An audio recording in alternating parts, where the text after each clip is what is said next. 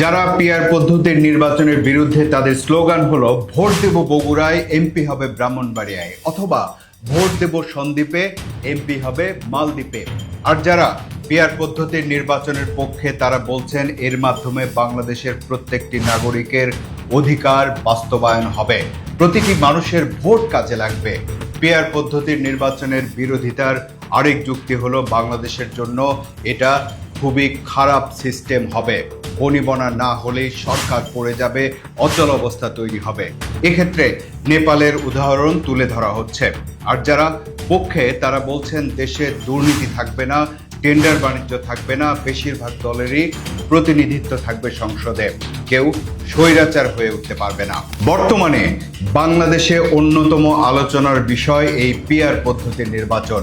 আমি জানি আপনারা অনেকেই এর ভালো মন্দ দিক সম্পর্কে জানেন, কিন্তু যারা জানেন না বা নিজের জানাটাকে আরেকটু যাচাই করে নিতে চান তাদের জন্য এই ভিডিওতে আমরা জানবো পিআর পদ্ধতির নির্বাচন আসলে কি, এই পদ্ধতি কিভাবে কাজ করে এবং বাংলাদেশে এটা চালু হলে তা ভালো হবে নাকি খারাপ হবে।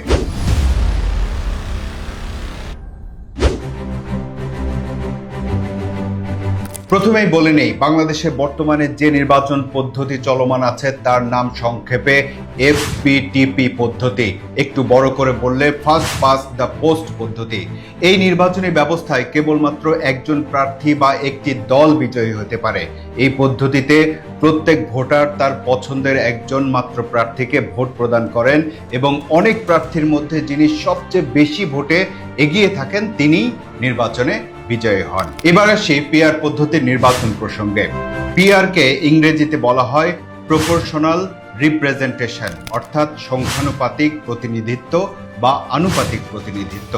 এই পদ্ধতিতে রাজনৈতিক দল বা জোট যে পরিমাণ ভোট পায় তার আনুপাতিক হারে সংসদে আসন পায়।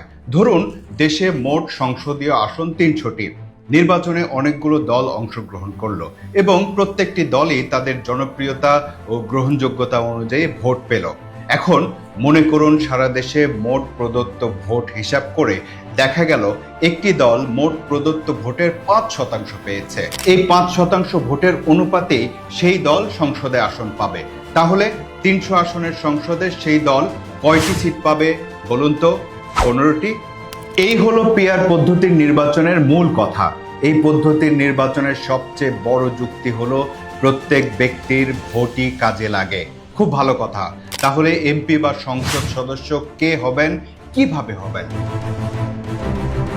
বলা হচ্ছে এই পদ্ধতির নির্বাচনে প্রত্যেক দলই তাদের প্রার্থী তালিকা প্রদান করবেন। নির্বাচনের পর আনুপাতিক হিসাব করে যে দল যত আসন পায় ততজনে সংসদ সদস্য হবেন। এবার ধরুন কোনো একটি দল 300 আসনের জন্যই প্রার্থী তালিকা দিল।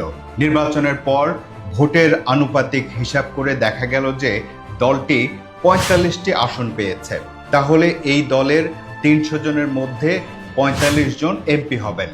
মন্ত্রী পরিষদ গঠনের ক্ষেত্রেও একইভাবে মন্ত্রিত্বের ভাগাভাগি হবে। এখন প্রশ্ন হলো এই পদ্ধতিতে ভোট কি মার্কায় হবে নাকি দলের নামে হবে? তথ্য বলছে মূল যে পিআর পদ্ধতি তাতে ভোট হয় দলের নামে, মার্কায় নয়। তবে এটা যে কোনো দেশের নির্বাচন পরিচালনা কর্তৃপক্ষ সিদ্ধান্ত নিতে পারে। মূল কথা হলো ভোটার এখানে কোনো ব্যক্তিকে ভোট দেয় না, দলকে ভোট দেয়।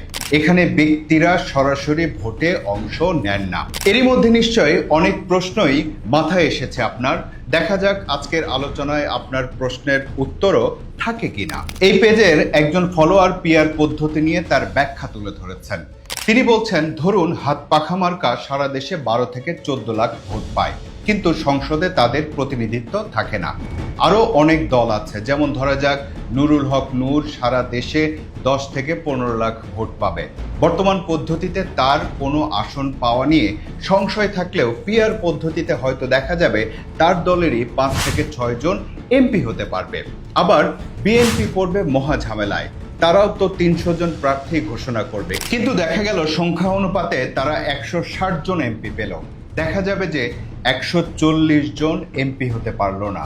তারা হয়তো তাদের ব্যক্তিগত ভাবমূর্তির কারণে এলাকার অনেক ভোট টেনেছে। তখন আন্দোলন, সহিংসতা বাড়বে, বিদ্রোহ হবে ও কর্মী সমর্থক সামাল দিতে হিমশিম খেতে হবে।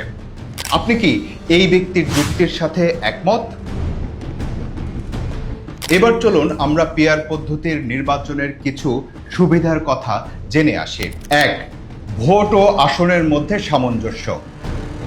পিআর পদ্ধতির নির্বাচনের প্রথম ভালো দিক হলো এতে ন্যায্য প্রতিনিধিত্ব তৈরি হয়, কারণ প্রতিটি দল তার প্রাপ্ত ভোটের অনুপাতে সংসদে আসন পায়। ফলে ছোট দলগুলো সুযোগ পায়। আনুপাতিকভাবে কম ভোট পেয়েও কেউ সংখ্যাগরিষ্ঠ হয়ে যাওয়ার সুযোগ থাকে না। 2. ভোটের অপচয় হয় না। এই পদ্ধতির নির্বাচনে বেশিরভাগ ভোটই আসনে রূপান্তরিত হয়, তাই মানুষের ভোটের মূল্য থাকে। 3. ছোট দলের অবস্থান। এই পদ্ধতিতে ছোট দলগুলোর জন্য সংসদে জায়গা তৈরি হয়, বৈচিত্র্যময় মত প্রকাশ হয়, মত বিনিময়মূলক সংসদ তৈরি হয়। 4. সংখ্যালঘুদের প্রতিনিধিত্ব। এই পদ্ধতির নির্বাচনে ধর্ম, জাতি, নারী, প্রান্তিক জনগোষ্ঠীর কণ্ঠস্বর সংসদে পৌঁছে। 5. একদলীয় আধিপত্য কমে। পিআর পদ্ধতির নির্বাচনে একদলীয় আধিপত্য কমে। কেবল একটি দল সংসদের সব আসন, মন্ত্রিপরিষদের সব মন্ত্রিত্ব দখল করতে পারে না, তাই ক্ষমতার ভারসাম্য থাকে। 6. রাজনীতিতে সমঝোতার সংস্কৃতি তৈরি হয়। বলা হচ্ছে এই পদ্ধতির নির্বাচনের জোট সরকার বা আলোচনা নির্ভর রাজনীতি বিকশিত হয়। তাতে বিভিন্ন দল একসঙ্গে কাজ করতে বাধ্য হয়, যা সমঝোতা বৃদ্ধি করে। রাজনীতিতে সমঝোতার সংস্কৃতি গড়ে ওঠে। আপনি কি পিআর পদ্ধতির পক্ষের এসব যুক্তিতে সন্তুষ্ট? বলা হয় সব গোলাপেই কাঁটা থাকে। এই পিআর পদ্ধতিকে যদি আমরা গোলাপ হিসেবে দেখি, তাহলে এবার চলুন এই গোলাপের কাঁটা কতটুকু ধারালো সেটা জেনে নেই। নির্বাচনের এই পিআর পদ্ধতির কিছু সীমাবদ্ধতাও আছে। 1. জটিল ও ধীর সিদ্ধান্ত গ্রহণ। এই পদ্ধতিতে নির্বাচন হলে অনেক দলের মধ্যে সংসদের আসন বন্টন হয়ে যায়। তাতে সরকার গঠনের সময় লাগে। এমনকি সরকার গঠনের পরও প্রতিটি সিদ্ধান্তে বহু দলের মতামত নিতে হয়। এতে দ্রুত সিদ্ধান্ত নেওয়া যায় না এবং গুরুত্বপূর্ণ বিষয়েও জটিলতা তৈরি হয়, সময় বেশি লাগে। 2. কিং মেকার, ছোট দল বড় খেলোয়াড়। এই পদ্ধতিতে সরকারে সংখ্যালঘু দলগুলোর প্রভাব বাড়ে। কখনো কখনো অল্প ভোট পাওয়া দলও কিং মেকার হয়ে যায়। 3. জবাবদিহিতা কমে যেতে পারে। পিআর পদ্ধতিতে সংসদ সদস্যরা সরাসরি জনগণের ভোটে নির্বাচিত হন না, বরং দলীয় তালিকার মাধ্যমে আসেন। এতে জনগণের সঙ্গে তাদের কোনো সরাসরি সম্পর্ক বা দায়বদ্ধতা থাকে না। তার ফলে সরাসরি নির্বাচিত প্রতিনিধির অভাবে জনগণের সাথে সংযোগ দুর্বল হয়ে পড়ে। 4. রাজনৈতিক অস্থিরতা। পিআর পদ্ধতিতে কোনো একটি দল সহজে সংখ্যাগরিষ্ঠতা পায় না। তাতে সরকার গঠনে অন্য দলের সাথে জোট গঠন করতে হয়। বড় দলগুলোকে বাধ্য হয়ে ছোট দলের বড় দাবিও মেনে নিতে হতে পারে।